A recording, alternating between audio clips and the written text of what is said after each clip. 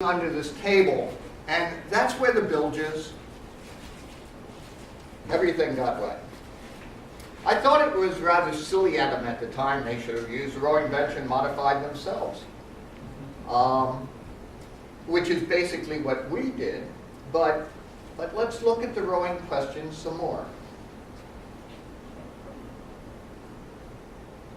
I recently stumbled across the website of the most recent replica, the one that hasn't sunk, of the Oseberg ship, the Saga Oseberg, presently cruising in Norway, and the chest pictured here has been handcrafted by a talented carpenter. He is making 30 of them for the ship. Each chest, he calculates, making it by hand in the traditional way, takes him 200,000 axe strokes, which means 6 million axe strokes later, he'll have made the 30 chests to equip the entire ship. Maybe those Danes back in 1949 were onto something, but didn't have it all sorted out. On the larger and smaller vessels, you don't have any chests, whatever. You have thwarts. Where do you put your stuff on those? On our vessels over the last 40 years, what we do is we roll it up, shove it into a bag, and lash it under the thwart. It's not great, it's not bad. The ship will look like a pigsty in a couple of days because people will pull stuff out and they don't want to put it back in because what if they need something fast? But that's what the bosun's for, is to make sure they keep everything neat and squared away along with the ship's gear. Now on the so-called rowing chest, it's a considerable investment in time and skill, but it does have to fit the vessel. You can't count on a fifth-born son of a farmer living way the heck up the fjord on having much more than a shirt on his back, a spear and a shield, and a knife to pick his teeth with. The question is everybody going to put 200,000 axe strokes of work into making these chests and make sure they fit the ship? If I may propose an alternate possibility, perhaps they use the benches from the mead hall. I mean, nobody's using them during the raiding season anyways. The bench is a lot less labor intensive, and it's much lighter than an oak chest.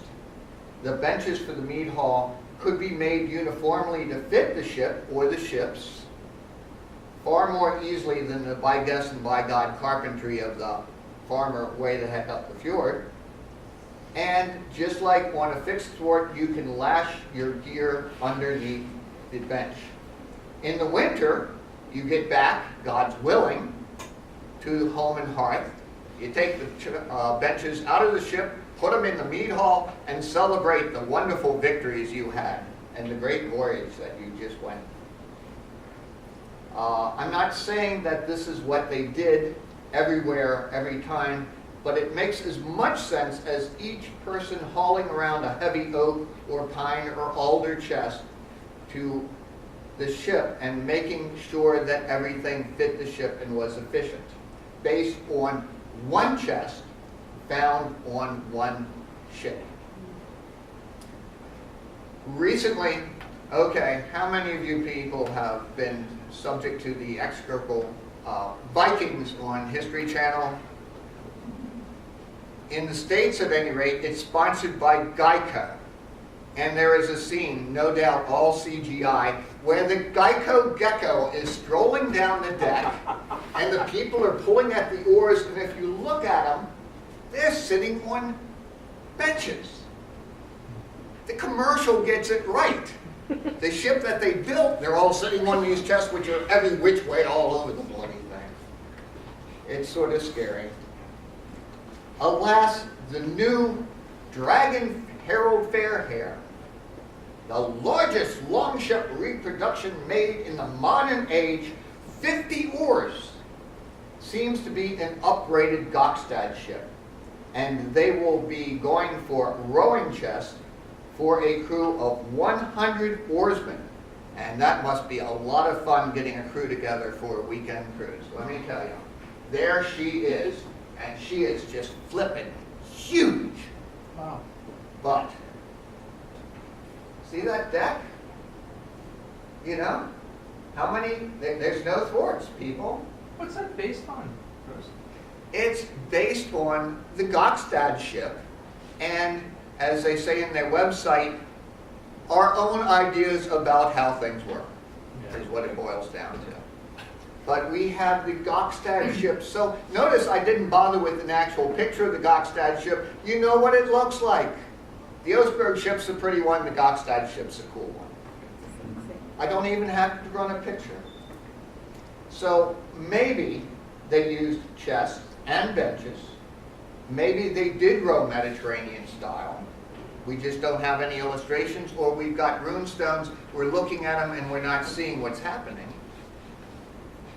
However, in all probability, between clothing, food, water, ship's gear, and personal gear, the vessels probably still look like a garbage dump by the time you got 3 days out from harbor.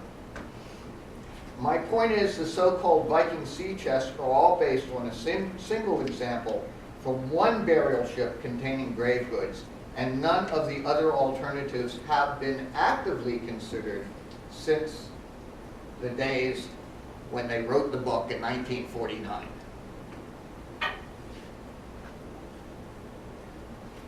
Okay. Did I just turn 2 pages? Well, that would have made things short. And they haven't been actively considered because everything fit the scholarly view so well. Everybody knows what a Viking ship looks like. It looks like the Gokstad ship. They all sat on rowing chests. We know this. It's in all the books, right? Is it in all the books?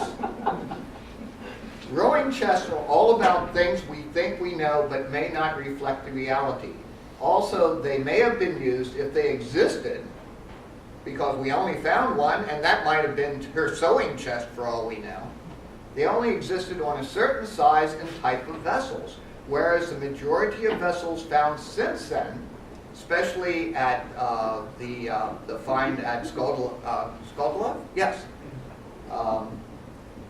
have had some sort of arrangements for solid thwarts, which are an integral structural member of the hull. It helps hold the hull together. On our first ship, we didn't bind down the thwarts after we ripped out all sorts of stuff and she started to spread. Trust me, you don't want the hull to spread. Raising and lowering the mast. This is another thing everybody knows about. Oh, look, they're rowing. The mast is down. Oh, look, they're sailing. The mast is up. Ships move 6 ways at once. Roll, pitch, yaw, heave, surge, and sway. Now, I have gotten entire elementary schools classes seasick at this, okay? But even in your seat, okay, you roll, okay, pitch, right, yaw, heave, surge, and sway, all right? And you do all of those at once, and you pretty much duplicate what happens when you step on board a watercraft. People don't realize this. We're very, okay, excuse me, I'm a little woozy here. Masts are long, heavy, awkward objects. The remains of the mast when the Gokstad ship was 11 5 inches, I'm sorry, we're still in the English system down south, at the base, all right, about a foot at the base.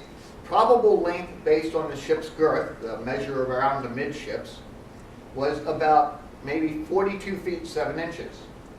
Calculating this as a truncated cone and the head 1/2 the diameter, which is really slimming it down, more than the natural growth of a tree, this gives a very conservative weight estimate of approximately 511 pounds, exclusive of any headgear or rigging. The aerodynamic drag of a mast and rigging compared to the bulk of the vessel is hardly really significant in any wind force short of a gale. These 3 factors mitigate against dropping the mast when under oars. Just because you can doesn't mean you do it all the time. Not only does dropping the mast not enhance the performance that much in a measurable and consistent way while under oars, but it gives you a stern down trim and flutters the vessel with rigging, spars, and spare oars and boat hooks.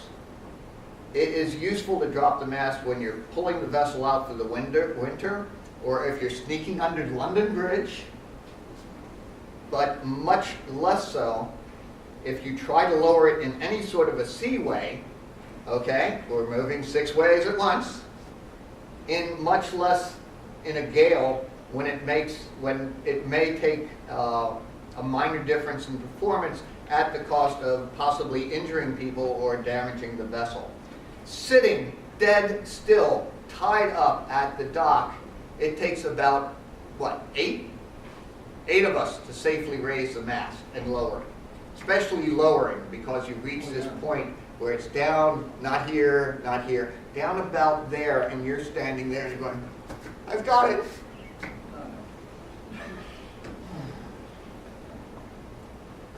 All we really have is that a historian stated it, the artists all show it, other artists slavishly copy those artists, and everybody knows it's true.